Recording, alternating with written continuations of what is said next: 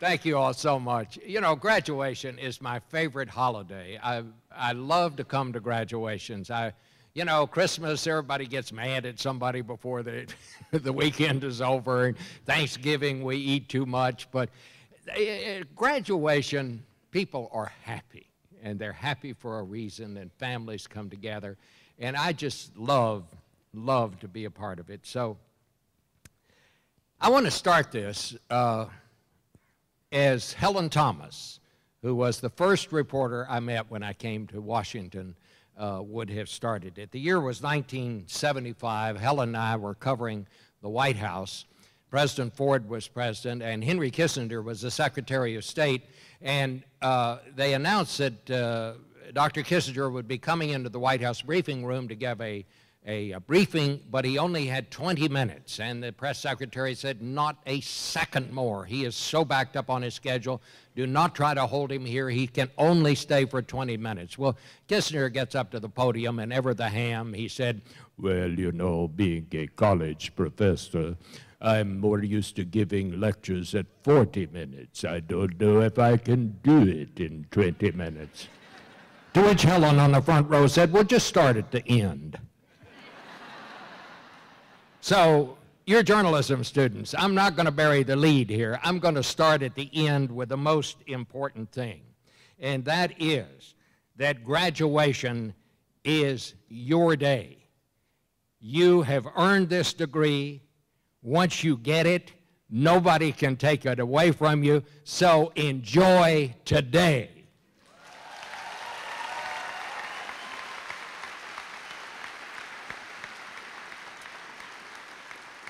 I also want to say something as a parent of two college graduates. I want to say something to the parents here today. You know, graduation is the day that holds special meaning for all of us, and especially for the parents.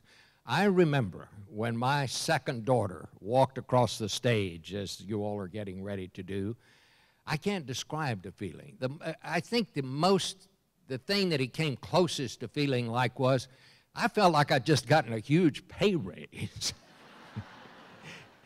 So I know how you feel, parents. It is a great feeling all around. And I would also say to you graduates, you know, until you sit out there where your parents sit today and you watch your own kids walk across this stage, you're never going to know how proud they are of you today. So why don't we just stop right here and say thanks to the parents.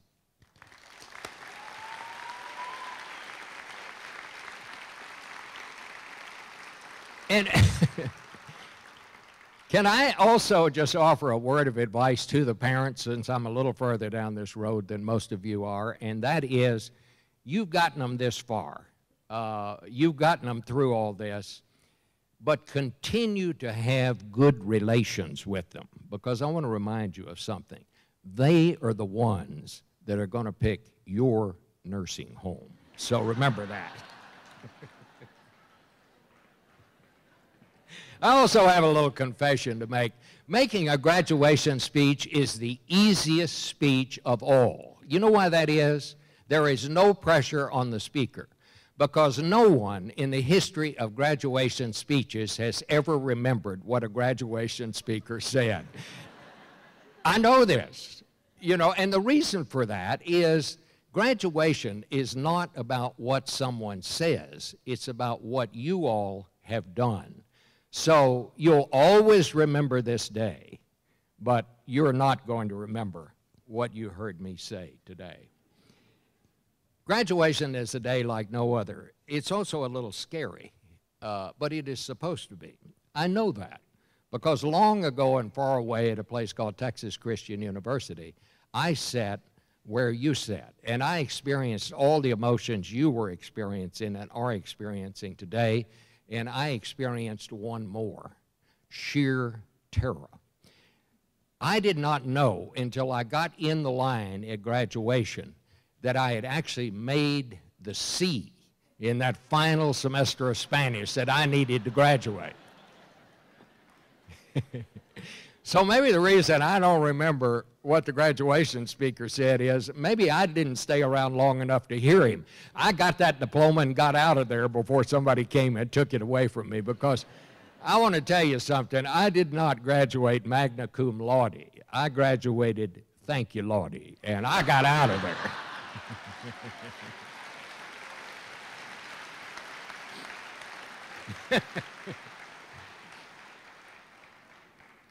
So here you go. You're about to get this diploma. All your lives you've been students. When you walk out and off this stage today, you will be a graduate of Louisiana State University, and that really is a nice ring, doesn't it?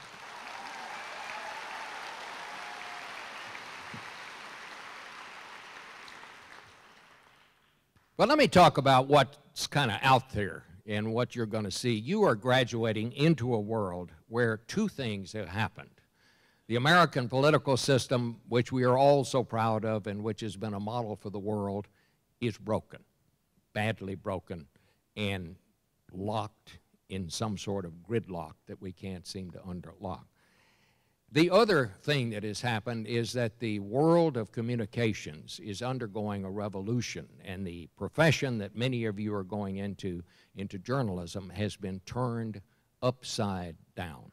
So I kind of want to talk to you about those two things and what to expect as you go into this world. How did our political system get into the shape it's in? You know, we went through an extraordinary year last year in Washington, where the Congress was in session for an entire year, and it never passed one single significant piece of legislation. How did that happen? How did we get to be where we are today? To give you my ideas about how that happened, I want to tell you a little story, and I want to take you back to 1948. That was the year that Dewey was running against Truman. But in Texas, the big news that year was that Lyndon Johnson was running for the United States Senate.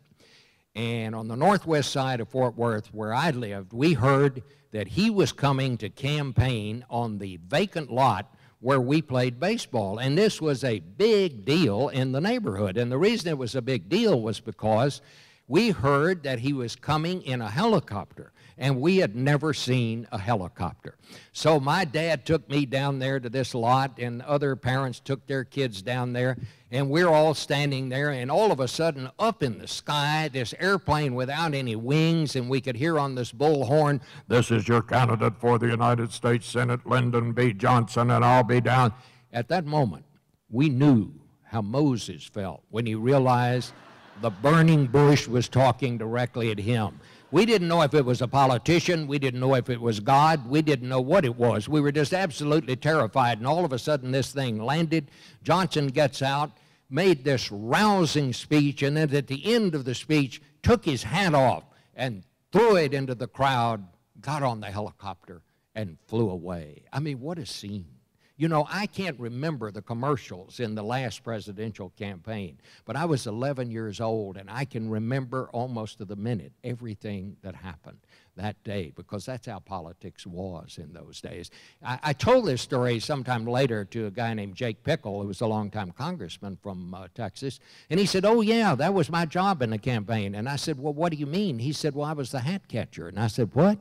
He said, "Let me tell you something." He said, "Lyndon Johnson was the tightest man on the face of the earth." He said he wasn't going to waste a hat on a political rally. So he said, "My job was to drive wherever that helicopter was going, and then when he saw me, he'd throw that hat to me. I'd run around behind the helicopter, and then the helicopter would fly on to the next." It's all true. And you know, the reason I love to tell that story, because it just underlines the contrast between how campaigning was in those days and how it is today. The people who helped candidates in those days and took part in politics were all amateurs. They all had other jobs. Some of them worked at the bank, some of them belonged to the labor union, some of them worked at the hardware store, but they took part in politics because they liked it or because they thought they were going to get something out of it. And now, all of the jobs that those people used to do for free, we have now outsourced to this cottage industry that has grown up around American politics. These campaign consultants, these gurus, these people that make these commercials who charge these exorbitant fees. And what has this done? It's done two things. It has made our campaigns dirtier and nasty, so nasty that we're all ashamed at the end of the campaign season rather than being happy or sad about what has happened. But here is what happened, that the worst part of this, or one of the worst parts of it, is this. In those days, when the people who helped a candidate, the people on the winning side could share in the joys of victory and all of that, but those on the losing side had to go back and live in the community. Now, these consultants that create and make all these nasty campaigns, they don't have to go back and live with the loss. They simply collect the money and go on to the next campaign. That means there is no penalty anymore for the dirty campaign. And that is the reason, because of this outsourcing we have done, that we have the kind of campaigns that we have. But the other part of it is, and I said that's the worst part, maybe even worse than that, it has made our campaigns so expensive. Barack Obama and Mitt Romney are both planning to spend about $1 billion each on the coming campaign. There's something wrong when money, that much money, has become the overpowering force in our politics. What that has done, what that means is that the people who get into politics now have spent so much time raising money, and they have to sign off with so many interest groups before they get to Washington, that once they get to Washington, they can't deviate at all. Their positions are already set in stone, and they're unable to compromise. Compromise used to be the way that Washington worked and the way we got things done. But people arrive elected, newly elected to Washington, and they can't deviate at all. We used to choose politicians not only for the principles for which they stood, but also we trusted them to use their good judgment. They can no longer do that now because they are so, their positions are so set and they cannot compromise. And that's what happens when we have a legislative body that is unable to compromise. We have the gridlock that we have today. And I must say, when I see this kind of thing happening, I'm not very optimistic that it's going to be broken soon. We recently had Olympia Snowe, United States Senator from Maine, who announced she was not going to seek re-election because she said serving in the Senate is no longer worth the time and the effort. You can't get anything done. I've got better things to do with my time. What an indictment of the way we are doing business today. I wish I knew the answer, but as young reporters, those of you down here are going into journalism, I say this, I think this is going to be the single most important story that you are going to be covering.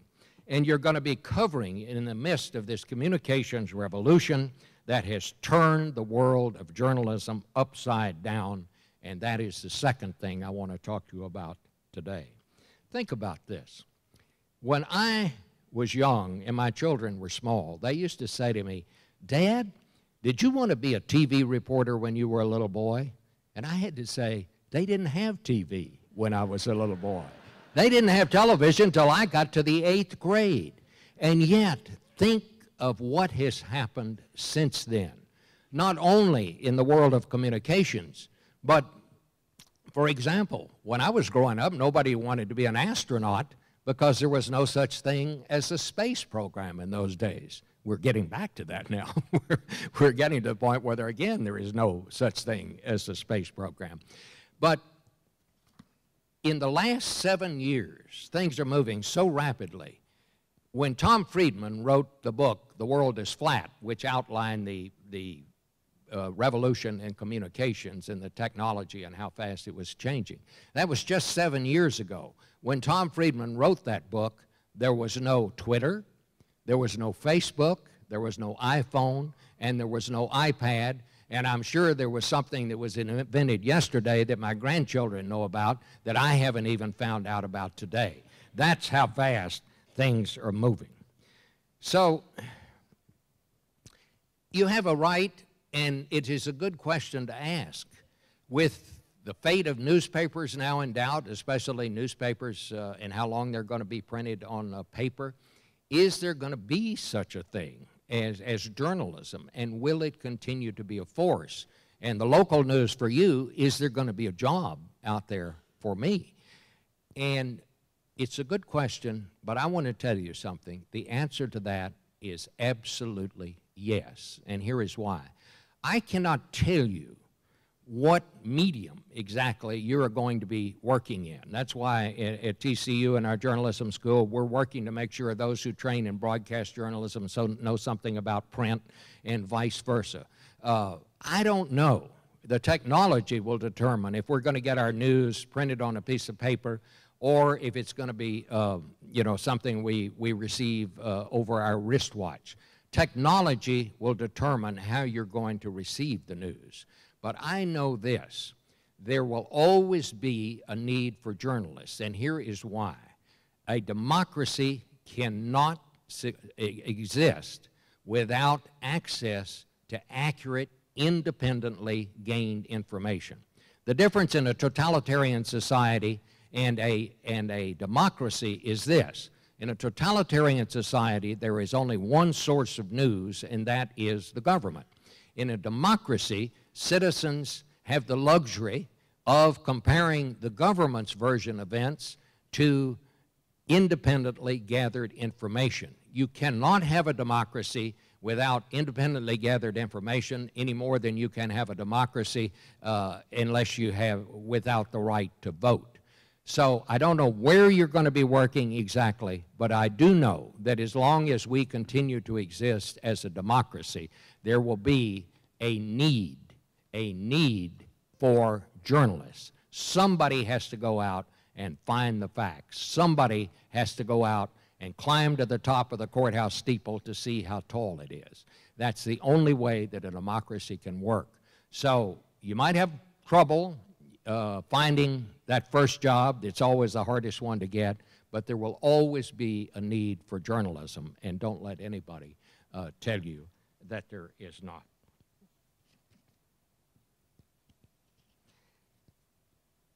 Here is the thing. I think that we in journalism are spending too much time worrying about the technology itself, about whether newspapers are going to be printed or whether we're going to get the information some other way. What we have to do, and what I know that you have been trained to recognize in this journalism school, the real question is the information that we get, will consumers hold it to the same standards that they now hold the mainstream media? And that is, you may not agree with this newspaper or that newspaper's editorials, but you generally assume that when they print it, responsible news agencies, that what they print is true and that they've gone to some trouble to find out if it is true, and if it is not true, then they don't publish it. That is what this journalism school is all about. That is what those of us in journalism should be spending most of our time on.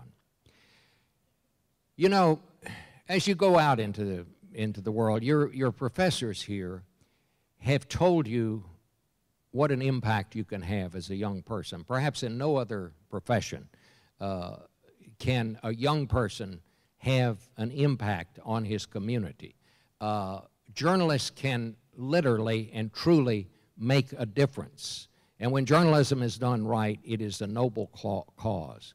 But I'm going to close today by telling you a little secret about the real reason you want to get in and why it's a good thing to be a reporter. The reason that I still like to go to work every day and can't get to the office. And that is, it is more fun than anything you can possibly do. And I still believe that what you should do, and I know there's a lot of pressure on young people to make a lot of money, quote, to be successful, and I know some people have a lot of money, and I know some that don't, and some are happy and some are not. But what I have found over the years is that the happiest people are those who picked out something they like to do and then tried to do it well. And if you do it well, and if you get lucky, the success part will take care of itself. Does luck play a part? Luck always plays a part. I'll tell you a little story, how I came to be in Washington.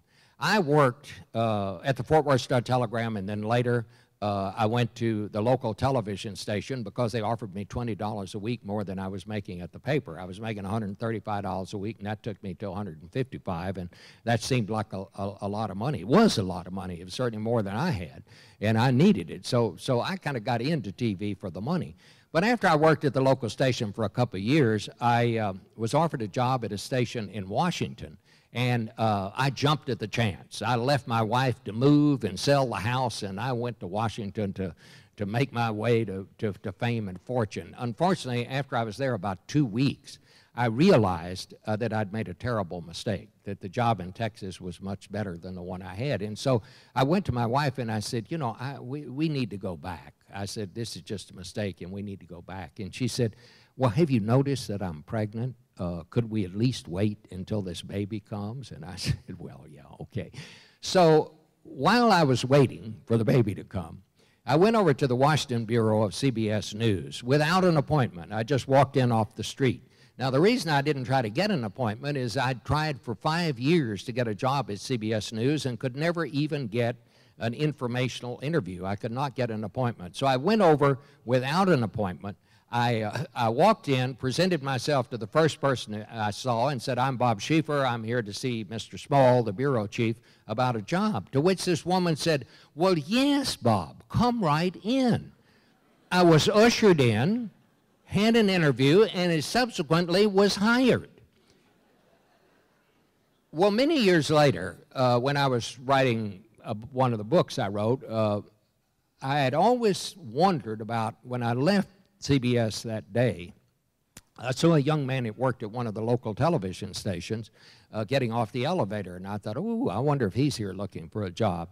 So anyway, just on a lark, I called him, and I said, can I ask you something? I said, in the spring of 1969, did you have an appointment with Bill Small about going to work at CBS News?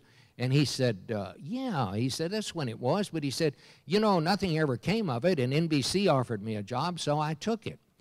Well, it turned out it was Bob Hager, who had just retired last year after a long career at NBC. What had happened was I had walked in on his appointment.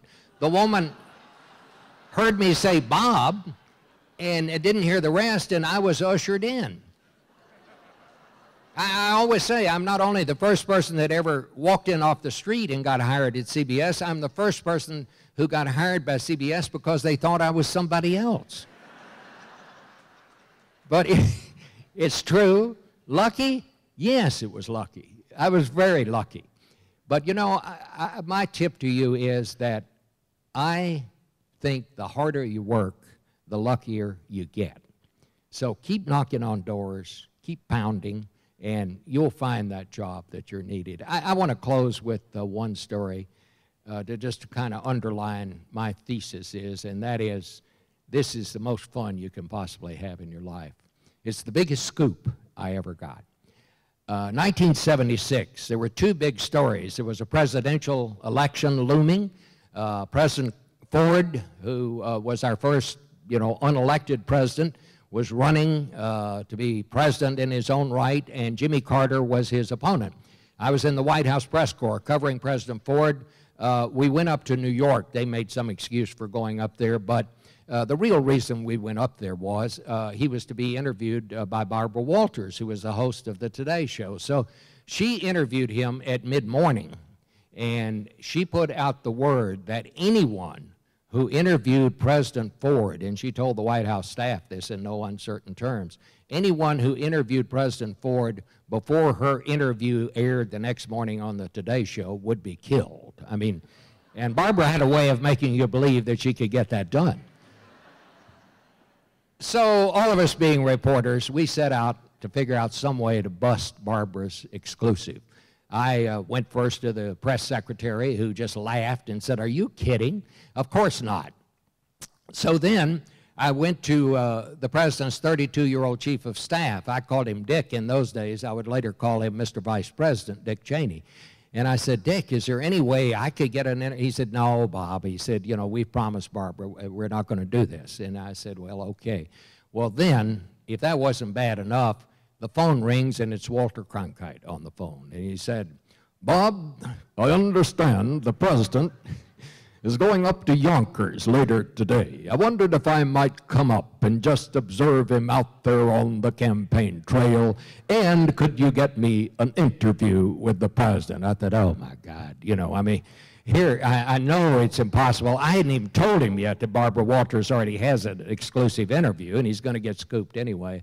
And I said, "Well, Walter, I don't know. That'll be kind of hard. Let me see what I can do." So I went back to Dick Cheney, and I said, "Dick, I'm in a real bind here." I said, "Walter Cronkite's coming up here. Is there any way we could get him in there and get a little interview with—" "No, Bob," he said, "we're not going to do that. We promised Barbara Walters." And I said, "Well, is there any way I could just get Walter in to shake hands with the president?" I said, "I know the president likes Walter, and Walter likes the president." "Well," he said, "we could probably do that." And I said, "Well, would there be any way, do you think, that I could bring a camera crew in and just record this so Walter would have a little souvenir?" And he said, "Well," he said, "but I'm telling you, I'm not going to authorize any interview." And I said, okay. But he said, "Yeah, okay." And so at the appointed hour, we all went around to the back door of this place so nobody could see us.